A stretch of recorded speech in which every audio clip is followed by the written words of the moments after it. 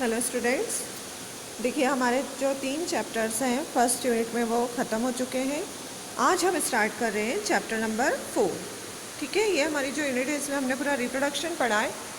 तो फर्स्ट हमने देखा था reproduction in organisms, then sexual reproduction in flowering plants, उसके बाद ह्यूमन रिप्रोडक्शन। अब हम नया चैप्टर स्टार्ट कर रहे हैं आज, और वो है चैप्टर नंबर 4 रिप्रोडक्टिव हेल्थ। ठीक है, जनन स्वास्थ्य। तो ये चैप्टर आज हम स्टार्ट करेंगे। तो देखिए, हेल्थ क्या होती है? A person free of disease is said to be healthy. एक व्यक्ति जो कि किसी भी बीमारी से पीड़ित नहीं है उसे हम क्या कहते हैं? हेल्दी कहते हैं। Health is a state of complete physical, mental and social wellbeing. Okay, health क्या है? ये कौन से स्टेट है बॉडी की जिसमें हम फिजिकली फिट हैं, मेंटली फिट हैं और सोशली भी। Physical health means it refers to the normal structure and function of all the organs and systems. Okay,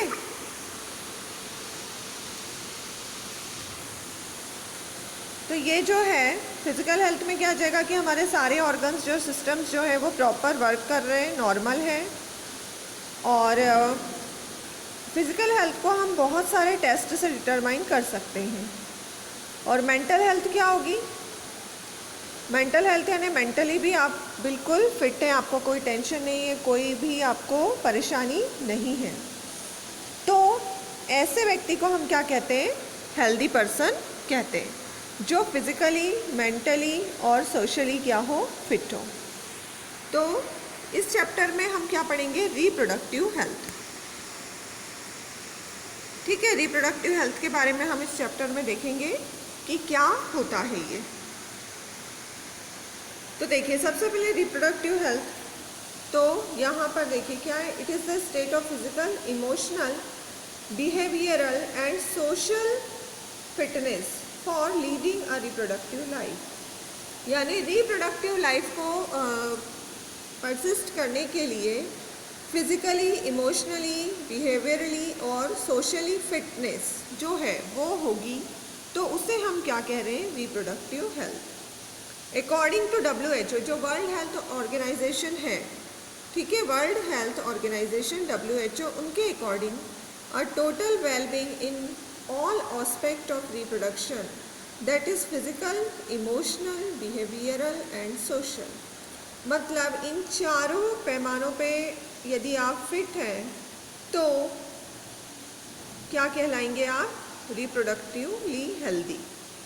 ठीक है, तो ये तो हो गई रिप्रोडक्टिव हेल्थ। अब देखिए, इसके बाद जो है रिप्रोडक्टिव हेल्थ, तो यहाँ पर क्या दिया है हमने? प्रॉब्लम्स एंड स्ट्रेटेजीज, कि इसमें क्या क्या प्रॉब्लम आती है और उसके लिए क्या क्या स्ट्रेटेजीज होगी। तो सबसे पहला क्या है इसमें? अच्छा देखिए, इससे पहले हम देखते हैं कुछ significance and need of studying reproductive health, कि ये जो हम स्टडी कर रहे हैं रिप्रोडक्टिव हेल्थ के बारे में, उसका सिग्निफिकेंस क्या है और ज़रूरत क्यों है। तो सबसे पहला है कि इसका जो एम है, it's aim for awareness amongst male and female for healthy reproduction. यानी मेल और फीमेल में हेल्दी रिप्रोडक्शन के लिए अवेयरनेस लाना। Second, for providing awareness regarding birth control method और कॉन्ट्रासेप्टिव्स। बर्थ कंट्रोल मेथड या कॉन्ट्रासेप्टिव के प्रति अवेयरनेस लेकर आना। प्रोवाइड नॉलेज अबाउट क्लीनिंग और हाइजीन ऑफ सेक्स ऑर्गन्स। जितने भी सेक्स ऑर्गन्स हैं उनका प्रॉपर क्लीनिंग और हाइजीन के बारे में नॉलेज देना। Provide knowledge about infections and sexually transmitted diseases. यानी जितने भी इन्फेक्शंस होते हैं या फिर जो सेक्शुअली ट्रांसमिटेड डिसीजेज हैं उनके बारे में नॉलेज देना। Provide knowledge to people to manage disorders related to reproductive system. Reproductive system से संबंधित जो भी डिसऑर्डर्स होते हैं तो उनके बारे में नॉलेज प्रोवाइड करना। Aim for awareness about family planning due to which it become possible to provide better educational facilities to children. Family planning के बारे में बताना जिससे कि बच्चों को प्रॉपर एजुकेशन मिल पाए। तो अब देखिए यहाँ पर ये तो सारे एम्स है कि हम क्यों इसके बारे में स्टडी करते हैं। अब इसकी प्रॉब्लम्स और स्ट्रेटेजीज के बारे में हम देखते हैं। तो प्रॉब्लम्स देखिए, सबसे पहली क्या होती है, टैबूज। जो टैबूज यानी क्या है, जो इंडियन सोसाइटी सेटअप है वहाँ पर traditions and religions do not allow to provide knowledge about reproductive health to children. यानी बच्चों से इस बारे में बात नहीं कर पाते हैं हम लोग खुल के रिप्रोडक्टिव हेल्थ के बारे में। हमारा जो इंडियन सोसाइटी का सेटअप है वो ऐसा है कि हम बच्चों से इस बारे में खुल के बातें नहीं कर पाते। फिर नेक्स्ट जो प्रॉब्लम है वो है early marriage. Children were married as soon as they attain puberty. मतलब बहुत जल्दी यहाँ पर मैरिज, आजकल तो ऐसा नहीं होता लेकिन फिर भी कुछ जो स्टेट्स हैं या जो ट्रेडिशनल बहुत ज़्यादा फॉलो करते हैं तो ऑर्थोडॉक्स टाइप के, तो वो क्या है कि बहुत जल्दी शादी के फेवर में रहते हैं बच्चों की। किड पेरेंट्स, देखिए child marriages result in having children even when the parents are themselves kids. मतलब यदि जल्दी शादी हो जाती है तो बच्चे भी जल्दी हो जाते हैं, और जब उनके पेरेंट्स ही खुद बच्चे होते हैं तो ये इसके प्रॉब्लम्स आती हैं। फिर कैरियर, मैरिज के बाद जो कपल्स हैं unable to continue their studies, proper अपनी स्टडीज़ पे फोकस नहीं कर पाते, कंटिन्यू नहीं कर पाते, तो उनका जो करियर है वो ब्लॉक हो जाता है, especially of the female, especially लड़कियों का। Teenage lady, the teenage female would not physically fit to bear foetus and nourish it properly. यदि कम एज में शादी होती है तो जो लड़की है वो फिट नहीं होती है, प्रॉपर फिजिकली फिट नहीं होती है कि वो फीटस को कैरी कर पाए और उसको नरिशमेंट प्रॉपर दे पाए। फिर है maternal and infant mortality rate. क्या होता है जब अर्ली मैरिजेस के क्या क्या प्रॉब्लम्स हैं? जो मैटरनल यानी माँ और इन्फेंट यानी बच्चे का जो मोर्टेलिटी रेट है, मृत्यु दर है, वो बहुत ज़्यादा हाई होती है। Personal hygiene, little knowledge of personal hygiene and hygiene of reproductive organs. तो ये प्रॉपर नॉलेज नहीं होता है कि कैसे हाइजीन मेंटेन करना है, और उसके कारण क्या होता है, sexually transmitted diseases. Health of ladies, the ladies become weak, anaemic and easy prey to several diseases. इससे वीकनेस और एनीमिक होने के कारण जल्दी ये डिसीजेस जो हैं वो फैलती है। और population growth, it has been a surge in population explosion. Population growth होगी तो क्या होगा, पॉपुलेशन एक्सप्लोजन हो सकता है। तो ये सारे प्रॉब्लम्स हैं, और इसके जो स्ट्रेटेजीज़ हैं कि जो India is the first country of the world to launch plans and programmes to attain reproductive health as a social goal. पहली कंट्री है इंडिया जिसने ये प्रोग्राम लॉन्च किए हैं रिप्रोडक्टिव हेल्थ के लिए।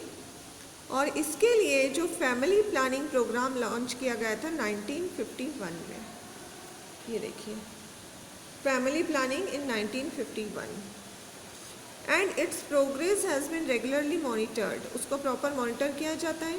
इन 1997 अ मोर improved program was also launched under the name of Reproductive and Child Health Care RCH program।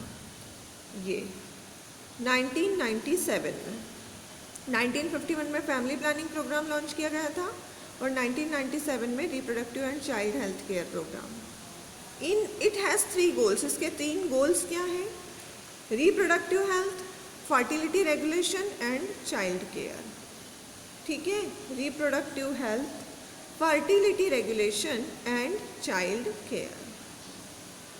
तो ये जो है इसके पूरे गोल्स हैं। और इसके अलावा भी और भी प्रोग्राम जो है वो लॉन्च हुए हैं इन प्रोग्राम्स के अंडर में, जैसे कि जनरल अवेयरनेस। तो जनरल अवेयरनेस में क्या होता है, government and non government agencies engaged in creating awareness among people about various aspects of reproduction with the help of audio-visual aids, print media and primary health center। यानी audio visual aid जो है film दिखाना या सुनाना या फिर print media के through awareness लाने की कोशिश इसमें की जाती है। फिर रोल ऑफ एल्डर्स, जो फैमिली मेम्बर्स, द पेरेंट्स या फिर relatives, teacher and friends have a duty to provide sex related information to young children. ठीक है, यानी ये जो फैमिली मेम्बर्स हैं या क्लोज रिलेटिव है या फ्रेंड्स हैं, उनको ड्यूटी दी जाती है कि वो छोटे बच्चों में इसके लिए क्या करें, उनको प्रॉपर इंफॉर्मेशन दें, अवेयर करें। Then sex education is introduced in school to provide awareness. Sex education in school should be introduced and encouraged to provide right information to the young to discourage children from believing in myth and misconception. ठीक है, तो ये स्कूलों में भी launch किया गया है प्रोग्राम। फिर family welfare informations, proper information about reproductive organs, adolescence and related changes. जो भी देखिए एडोलसेंट स्टेज में बॉडी में चेंजेस आते हैं फिजिकली, मेंटली, उसके बाद हाइजीन पे ध्यान देना, फिर उसके बाद जो है सेक्सुअली ट्रांसमिटेड डिसीजेस के बारे में बताना। तो ये सारी चीज़ें प्रॉपरली इन प्रोग्राम के ज़रिए दी जाती है। Uncontrolled population, and everybody should know the harmful effect of uncontrolled population growth and social evils। यानी सबको ये पता होना चाहिए कि यदि इतनी पॉपुलेशन बढ़ रही है तो उसके क्या हार्मफुल इफेक्ट जो हैं वो हो सकते हैं। Then social evils, awareness of problem due to the population, social evils like sex abuse and sex related crimes etc. need to be created to enable people think about them and take up necessary steps to prevent them। यानी जो भी देखिए crime होते हैं इससे related, तो उसके प्रति समझाना, लोगों को उससे प्रिवेंट करना, बचाना, ये सारे काम हैं कर रही है जो गवर्नमेंट है हमारी। गवर्नमेंट और नॉन गवर्नमेंट एजेंसीज भी इसमें इंक्लूडेड हैं। तो ये सारी चीज़ें। फिर इसके बाद educating people about birth control options, ये देखिए बर्थ कंट्रोल ऑप्शंस के बारे में बताना। केयर ऑफ प्रेग्नेंट वुमन की कैसे केयर कर सकते हैं, post natal care of mother, यानी प्रेगनेंस डिलीवरी के बाद कैसे केयर करनी है मदर की और चाइल्ड की। तो ये सारी चीज़ें यहाँ पर समझाई जाती हैं। Importance of breast feeding, then equal importance to both male and female child, कि दोनों बच्चे जो हैं मेल हो या फीमेल बराबर हैं। तो ये सारी चीज़ें जो हैं गवर्नमेंट अपने लेवल पे कर रही है प्रॉपरली। ये देखिए और भी चीज़ें हैं। Implementation of various action plan require infrastructural facilities, professional expertise and material support to provide medical assistance and care to people in reproduction related problems। फिर प्रेगनेंसी में या delivery, STD, abortion, contraception, menstrual problem, infertility, इनसे related जितनी भी problems हैं उनके प्रति aware करना और फैसिलिटीज़ प्रोवाइड करना, ये सारा काम भी गवर्नमेंट कर रही है। Then ban on amniocentesis.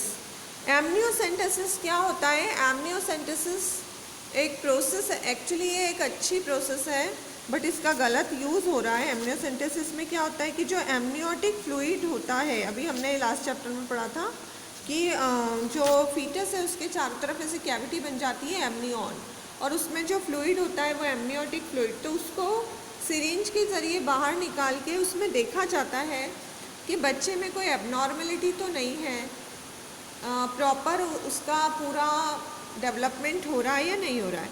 लेकिन इसके ज़रिए, एमनियोसेंटेसिस के ज़रिए क्या होता है कि बच्चे का सेक्स भी पता चल जाता है कि वो लड़का है या लड़की। तो इसका बीच में बहुत ज़्यादा मिसयूज़ होता था कि आपने सुना भी होगा कि यदि लड़कियों के बारे में पता चलता था तो लोग उससे अबॉर्ट कर देते थे, मार देते थे।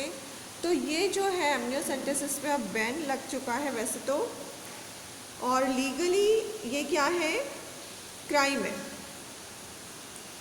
मतलब ये क्राइम के अंतर्गत आता है और इस पे टोटली बैन अब लग चुका है। फिर research on reproduction related areas supported by government and non government agencies, इस पे रिसर्च करना, दोनों इसमें इंक्लूड होती है government non government agencies, to improve या फिर find new methods upon the existing one.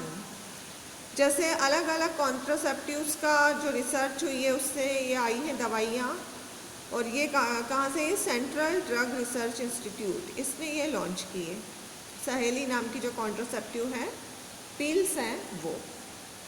फिर improve reproductive healthy society, reproductively healthy society बनाना। तो इसमें क्या होगा, इंक्रीज्ड मेडिकली असिस्टेंट डिलीवरी, जैसे पुराने समय में होता था ना, घर में ही लोग डिलीवरी करवा लिया करते थे, तो ये समझाना लोगों को कि आप इसके लिए प्रॉपर हॉस्पिटल जाइए, better postnatal care, then decrease maternal and infant mortality rate, यानी धीरे धीरे ये जो है कम हो रहा है मैटरनल और इन्फेंट का जो मोर्टेलिटी रेट है, मृत्यु दर है इनकी।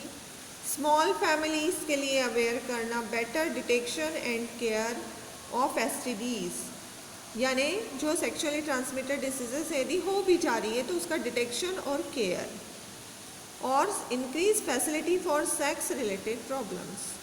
तो ये सारे क्या हैं, इनकी स्ट्रेटेजीज़ है गवर्नमेंट ने जो बनाई है। अब इसके बाद ये सारा हो जाएगा, इसकी प्रॉब्लम और स्ट्रेटेजीज़ हमने देखी। लेकिन फिर भी यदि बहुत ज़्यादा होता है यानी पॉपुलेशन बढ़ती है तो उस पर फिर क्या है, पॉपुलेशन एक्सप्लोजन होता है और बर्थ कंट्रोल। उसके लिए हमको क्या करना पड़ेगा, बर्थ कंट्रोल। तो देखिए इसमें क्या क्या चीज़ें आ रही हैं। देखिए, the increase in size and growth of human population is called population explosion. Population का मतलब क्या होता है, group of organisms of same species. ठीक है, तो यहाँ हम ह्यूमन पॉपुलेशन की बात कर रहे हैं। तो पॉपुलेशन जो है, a population is a self regulating system यहाँ पर। और जो ह्यूमन पॉपुलेशन की स्टडी है, statistical study of human population is called demography. इस स्टडी को क्या कहा जाता है, डेमोग्राफी। ठीक है, पॉपुलेशन की जो स्टडी हम करते हैं उसे कहते हैं डेमोग्राफी। तो जब कोई भी ह्यूमन की पॉपुलेशन में यदि साइज और ग्रोथ बढ़ रही है, इंक्रीज हो रही है, तो उसे हम कहेंगे पॉपुलेशन एक्सप्लोजन। इंडियन पॉपुलेशन जो है 350 मिलियन थी at the time of independence and crossed 1 billion in May 2000। ये हम 2000 की बात कर रहे हैं। अभी तो हमारी कितनी है, 2021 में। ठीक है, पॉपुलेशन और ज़्यादा बढ़ती जा रही है, बढ़ती जा रही है। देखिए, जैसे हम बात करें कि वर्ल्ड में भी यदि हम पॉपुलेशन की बात करते हैं तो the world population grow every year by 2%। हर साल 2% पॉपुलेशन बढ़ जाती है। It seems to be very small, हमें लग रहा है केवल 2% तो बढ़ रही है, पर एक्चुअल में ये बहुत ज़्यादा होती है। वर्ल्ड की जो पॉपुलेशन है वो 2012 में है 70 बिलियन, 700 करोड़। तो ये बहुत ज़्यादा है पॉपुलेशन, और धीरे धीरे क्या हो रहा है कि ये बढ़ती जा रही है। ह्यूमन पॉपुलेशन की भी यदि हम बात करें तो जैसे 1901 की हम बात कर रहे हैं तो थी 439 मिलियन, और 51 में इतनी बढ़ चुकी है। तो इतना ज़्यादा पॉपुलेशन का रेट जो है बढ़ रहा है। जैसे हम इसी में दिख रहा है आपको कि 350 मिलियन इंडिपेंडेंस पे थी और 1 बिलियन को क्रॉस कर लिया 2000 में। Alarming growth rate, scarcity of basic requirement यानी फूड, शेल्टर एंड क्लॉथिंग। देखिए, जैसे जैसे पॉपुलेशन बढ़ती है, ग्रोथ रेट यदि बढ़ता जा रहा है तो क्या होगा, इन चीज़ों की कमी होती जाएगी, फूड की, शेल्टर की और क्लॉथिंग की, यानी जो बेसिक रिक्वायरमेंट है ह्यूमन की उसमें क्या होता जाएगा, कमी आती जाएगी। और इसके रीज़न क्या है, reason for high population explosion, सबसे पहला है डिक्लाइन इन डेथ रेट। जो डेथ रेट है या मोर्टेलिटी रेट भी कहा जाता है इसे, वो कम होता जा रहा है। आपको पता ही होगा कि अभी जो मेडिकल ने बहुत ज़्यादा एडवांस टेक्नोलॉजीज़ आ गई है कि पहले लोग टीबी जैसी नॉर्मल बीमारी से मर जाते थे, लेकिन अब जो है उसके इलाज आ चुके हैं। अब तो कैंसर के भी इलाज आ गए हैं, बड़ी से बड़ी बीमारी का इलाज हो जाता है। तो उसके कारण जो डेथ रेट है, मोर्टेलिटी रेट जो है वो क्या हुआ है, कम हुआ है। फिर लॉन्गर लाइफ स्पान, वही है कि डेथ रेट कम हो रहा है तो ज़्यादा समय तो लोग जो है वो क्या करते हैं, अपना लाइफ को स्पेंड कर पाते हैं, जीते हैं। फिर उसके बाद decline in maternal mortality rate, जैसे अभी हमने बोला कि मैटरनल मोर्टेलिटी रेट भी जो है वो कम हुआ है। मतलब eight the time of delivery जो मदर्स के मोर्टेलिटी रेट था वो क्या हुआ है, कम हुआ है। तो उसके कारण भी क्या हो रहा है कि पॉपुलेशन बढ़ रही है। Decline in infant mortality rate, दोनों वही कि मोर्टेलिटी रेट कम हो रहा है तो पॉपुलेशन बढ़ रही है। Some religious belief against birth control, birth control नहीं करना चाहते लोग, उसको भी रिलीजियन यानी धर्म से जोड़कर देखा जाता है। Lake of reproductive health knowledge, reproductive health के का जो नॉलेज है उसकी कमी होना। और increase birth rate, birth rate का बढ़ना। इसके बाद high reproductive rate of human being, ये भी एक रीज़न है। हाई रिप्रोडक्टिव रेट होता है ह्यूमन बींग्स में।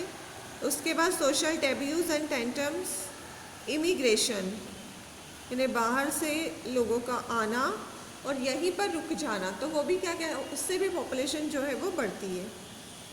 तो ये तो रीजंस हो गए पॉपुलेशन के। अब इसके इफ़ेक्ट क्या होते हैं, पॉपुलेशन एक्सप्लोजन के जो है इफ़ेक्ट क्या होते हैं। सबसे पहला तो less availability of life requiring material, यानी फूड की कमी, शेल्टर की कमी, क्लॉथिंग की कमी। Then it result over exploitation of natural resources, natural resources जितने भी हैं, पेट्रोलियम है, फॉरेस्ट है, सॉइल है, मिनरल्स है, उनका ओवर एक्सप्लॉयटेशन होगा। पॉल्यूशन बढ़ेगा, पॉपुलेशन बढ़ रही है तो। इट रिजल्ट्स इन अनएम्प्लॉयमेंट, नौकरी नहीं मिलेगी, अनएम्प्लॉयड रहेंगे लोग, पावर्टी, गरीबी आएगी, एनवायरमेंटल इम्बैलेंस होगा। Decrease in living standard, living standard जो है वो कम हो जाता है।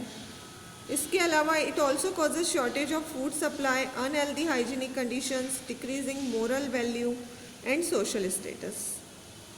और इस ये सारी चीज़ें इसके इफ़ेक्ट। अब इससे हम कैसे बाहर निकल सकते हैं, देखिए some steps to overcome population explosion.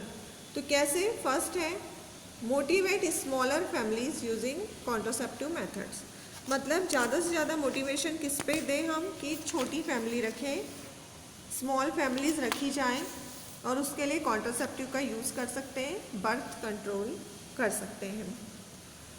Awareness through media, posters, जैसे कि आते हैं ना, हमारे दो लिखे हुए स्लोगन्स हैं, तो इसको मीडिया में चला के पोस्टर्स लगा के और अवेयर लोगों को कर सकते हैं। Then couples mostly young urban working once adopted one child norm, मतलब जो पढ़े लिखे लोग हैं, वर्किंग हैं, तो वो एक बच्चा, वन चाइल्ड नॉर्म को भी अडॉप्ट कर सकते हैं कि एक ही बच्चा होना चाहिए। देन एज तो जो है वो फिक्स ही है कि लड़कियों के लिए 18 और लड़कों के लिए 21 है, तो उसी पर्टिकुलर एज में जो है वो मैरिज की जाए। Incentives to couples with small family, यानी यदि गवर्नमेंट ये भी करती है कि बहुत स्मॉल फैमिलीज़ हैं तो उनको कुछ इंसेंटिव देना, प्राइस देना, ऐसी चीज़ें करके। Then contraceptive method to prevent unwanted pregnancy, unwanted pregnancy से बचने के लिए कॉन्ट्रासेप्टिव मेथड्स का यूज़ करना। तो ये सारी चीज़ें करके हम क्या कर सकते हैं, पॉपुलेशन एक्सप्लोजन को रोक सकते हैं। ठीक है, तो ये आ गया आपको समझ में पूरा पॉपुलेशन एक्सप्लोजन। और अब हम नेक्स्ट वाला जो पढ़ेंगे ना, अभी तो हमने केवल ये देखा कि कैसे रोक सकते हैं, अब इसको हम डिटेल में नेक्स्ट टॉपिक में पढ़ेंगे, जो कि हमारा पूरा बर्थ कंट्रोल या कॉन्ट्रासेप्टिव पे ही बेस रहेगा। ठीक, तो या आज का जो टॉपिक है जिसमें हमने क्या देखा कि रिप्रोडक्टिव हेल्थ होती क्या है, उसके टेब्यूज़ और स्ट्रेटेजीज़ क्या हैं, और फिर उसके बाद पूरा पॉपुलेशन एक्सप्लोजन, यानी कैसे होता है, उसके इफ़ेक्ट क्या है और हम उसको कैसे रोक सकते हैं। तो ये आज का टॉपिक हम यहीं पे ख़त्म कर रहे हैं और नेक्स्ट टॉपिक में हम पूरा देखेंगे बर्थ कंट्रोल के बारे में। ठीक है, थैंक यू।